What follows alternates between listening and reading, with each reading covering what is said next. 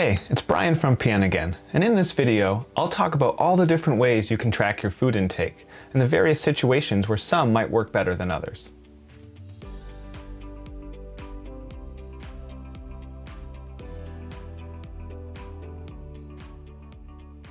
Most people know that if they want to reach certain body composition goals, they need to track their food intake in some way, shape, or form. And the fact is, there are a lot of different options out there. People get really bogged down in trying to figure out which one is the best. But in reality, there are lots of methods to choose from depending on your goals, needs, and life situations, right? Be it eating mindfully and intuitively, tracking PN hand portions, using your plate, tracking macros, following a meal plan. There's a whole plethora of options. And here, we're going to show how these all fit on a spectrum from least precise to most precise, and how there's a cost to benefit ratio for each one. Far at the least precise end of the spectrum is what we would call mindless eating. Mindless eating is like it sounds, eating pretty much whatever you want without any real tracking or awareness of your food intake. And if you put it on a cost to benefit ratio, it's a low cost, there's little effort, but there's no benefit either. Slightly more precise, like one more step up on that spectrum, would be like mindful or intuitive eating. Right? This is a skill where you learn to use your internal hunger and fullness cues to tell you how much to eat and when to eat. So it's only a minor method of actually tracking.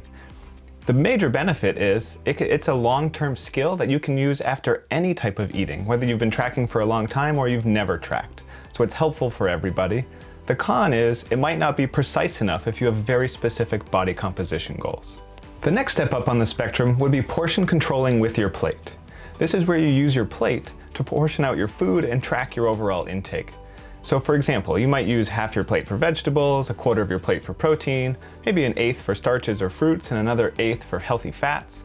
This can work well for a lot of people. You don't have to do any fancy math or high-level tracking, but it overall tracks and controls your overall intake relatively simply and easily. And it can be adjusted for different eating styles and preferences. If you eat keto, it would be a lot more fats, right, and fewer carbs. Versus if you ate a lot of high-carb foods or you wanted to eat high-carb, you could have a lot more carbs in the plate and little to no fats. So you can use it very flexibly, and it's precise enough for most people to start reaching their goals without having to get into, again, high-level math to track or to eat, food on a general basis. Moving up the spectrum one more step would be using your hands to gauge your portion sizes. This is a method that we use a lot at PN because it's really helpful for most people when they really want to start tracking their food intake. We use your palm, the thickness and diameter of your palm, to track your protein sources, your fist, your entire fist for non-starchy vegetables, your cupped hand for starches and fruits, and your entire thumb for healthy fats. And you can use this because it's really handy in a lot of ways. They're personalized, right? Your hand is always the same size, so it's always a consistent reference. They're handy and portable. They go with you wherever you go. So whether you're at mom's house, you're at a conference, you're at a workshop, it doesn't matter. You can use your hand to gauge your portions. So they give that consistent reference, they're portable, and then again, they're adjustable to different eating styles. If you want to eat a balanced intake, you would have an equal number of each hand at every meal. If you want to have more carbs, you would have more cupped handfuls and fewer thumbs of fats.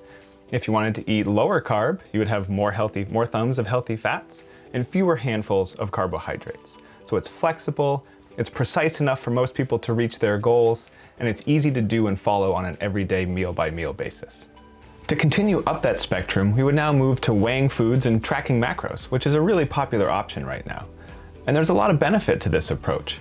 It's more accurate than plates or hand portions or mindful eating, and it allows for more precise overall measurement and a more precise overall intake to reach more precise goals. And it can be used for lots of different styles of eating, whether it's Mediterranean or keto or high carb. Either way, it can help you accurately track your overall intake. It does tend to come at some cost though. Some research suggests that this can lead to disordered eating for some people. They get too attached to the numbers and lose some of the joy of eating food and breaking bread with friends and family. Other evidence shows that some people just love numbers, and they can find tracking empowering or invigorating because they can see the data and then see the results that come from that data. So it depends on the personality, but this is a more precise method that leads to more precise results, but can come at a higher cost or trade-off. Now we're getting towards the really precise end of the spectrum, weighing foods and following a very specific meal plan. So while tracking your portions or your macronutrients, you can often end up weighing your food. You can choose which foods you eat and you can substitute one for another. When it comes to following a very specific meal plan, it takes it up one further notch, and you don't even do any substitution for the most part. You're following a very specific plan for a very specific goal and purpose. This is often employed by bodybuilders or physique competitors, people looking to hit a very specific body composition goal. So it comes at a high benefit. You can get very, very, very lean doing this, but it also comes at a high cost. There's a cost to your social life, there's a cost to your mental health oftentimes for all the effort and time and preparation that goes into this, and it's generally more difficult for the general population. And finally, we make it to the most precise end of the spectrum, where you participate in a research study, live in a metabolic chamber, and the scientists prescribe and weigh and track every morsel of food that you eat. And we bring this up because people often talk about, tracking your macros or following a meal plan as the most accurate way. And that's true in the real world. But in reality, the most accurate way to measure your intake is to do this: participate in a study, live in that metabolic chamber for a few weeks, and have everything tracked and monitored and measured for you. It's just not possible or realistic for anyone. So how do you know which of these strategies is right for you, or what level of precision that you need to reach your goals? Or if you're a coach, which level of precision and what strategies are right for your clients? At PN, we classify our clients into 3 nutritional levels. That helps us identify what kind of goals they have, what nutritional knowledge they have, what kind of skills they have, and what they can do consistently. And once you do this, you can determine which approach is going to be most appropriate for which client. Our first level, naturally, is called level 1. Most people are level 1 eaters. Level 1 eaters are people who just want to eat, feel, move, and live better. They maybe don't want to have super precise body composition goals, but they just want to live a happy, healthy life. And for most of us here at PN, and myself too, I consider myself a level 1 eater. Level 1 isn't just for nutrition and fitness beginners. It's for people who have messy, complicated, chaotic lives. Right? Level 1 strategies are the bedrock foundation for any quality nutrition program. So it's important to keep that in mind and not think of this as like remedial eating. Mindful and intuitive eating, the PN plate method, or hand portions are all your best bets for level 1 eaters.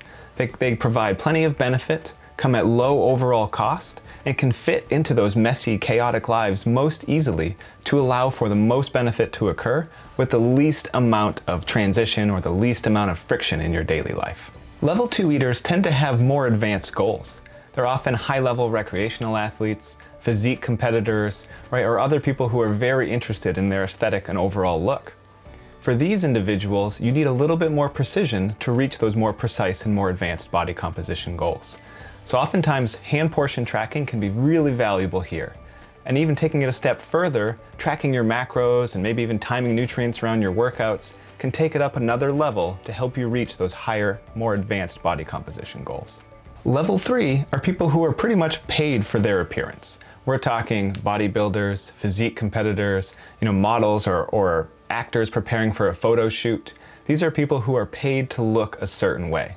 These are short-term strategies. So this is when people often end up having to follow those really precise meal plans and weigh and measure their foods because they have to hit very specific body composition numbers to look a certain way for a part, a shoot, or their overall livelihood. So unless you're paid to look a certain way, you don't necessarily need to follow such strict regimented programs. Again, it's important to reiterate that these level 3 strategies are short-term, even for people who are physique competitors and bodybuilders and actors preparing for their photo shoots. They're only following these strict meal plans and weighing and measuring their food so precisely for very short windows of time just to reach that certain level because they're paid to look a certain way. But they don't do this for the long haul. They tend to fall back to level 2 or level 1 strategies for the majority of their days. To wrap this up, the message I want to leave you with is when it comes to tracking your food intake, it's all about choosing the right tool for the right job. If you're a level 1 eater, you don't need to be doing level 3 high-intense, super precise strategies. Your goals don't require that kind of intake. Right? Conversely, if you're a level 3 eater, you're not going to do level 1 things singularly. You might have that as a foundation and then you build upon it to reach your more advanced goals. So it's looking at what you want and what you need and finding the middle between those two things, so that your cost to benefit ratio fits your daily life and goal needs. Thanks for watching. If you like this video, please hit the like button below and subscribe to the channel for any new videos. And if there are any topics you want to cover, please leave them in the comment section. All right, outro it out, Brian. Do you know it now? There's not even. Oh, you are you kidding me? That's the hardest part. I just need to write it down because it's silly how difficult it is for me to say this. What was it again? Sorry, take me through it. Make sure you hit the like button below and subscribe to the channel for new videos. You would think that would just be so easy to say, but like my mind just goes blank and I'm always like, okay. Oh God, okay. Get my game face on. Please hit the like button below and subscribe to the channel for any new videos. For any updates, like I can't do it. I'm just gonna give the last line. I'm not even, you just jump cut it. Screw it, we're gonna jump cut it.